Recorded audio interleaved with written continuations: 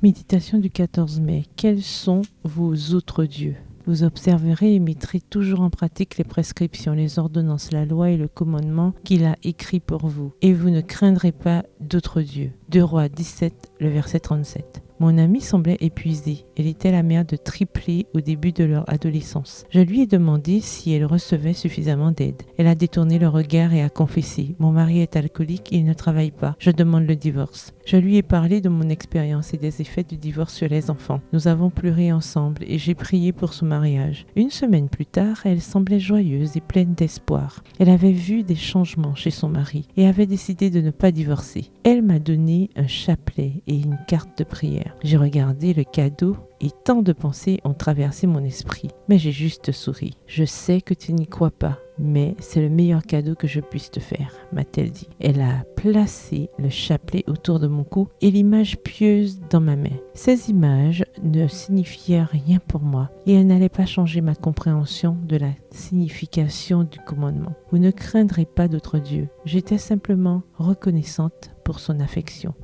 Quels sont les autres dieux ? Ellen White l'explique bien. Tout ce qui devient le sujet d'une pensée et d'une admiration injustifiée, absorbant l'esprit, est un dieu devant l'Éternel. Vous n'avez peut-être pas de chapelet ou d'image, mais si on applique ce critère, combien de dieux sont dans votre esprit et dans votre cœur ? À qui et à quoi consacrez-vous la plus grande partie de votre journée ? Qu'est-ce qui consomme vos énergies ? Qu'est-ce qui occupe vos premières et dernières pensées de la journée ? Mais le Seigneur du ciel ne reconnaît pas pour ses enfants ceux qui cultivent dans leur cœur quelque chose qui prend la place que lui seul doit occuper. Tout ce qui nous sépare de Dieu et diminue notre intérêt pour les choses éternelles est une idole. Ceux qui emploient le temps précieux que Dieu leur donne, temps acquis à un grand prix, pour embellir leur maison et en tirer vanité, pour suivre les modes et les coutumes du monde, ne privent pas seulement leur âme de la nourriture spirituelle qui lui est nécessaire, mais ne donnent pas à Dieu ce qui lui revient. Dieu ne veut pas de cœur partagé. Si le monde retient notre attention, le Seigneur ne peut régner souverainement dans notre cœur. Il considère tout ce qui diminue notre consécration à Dieu comme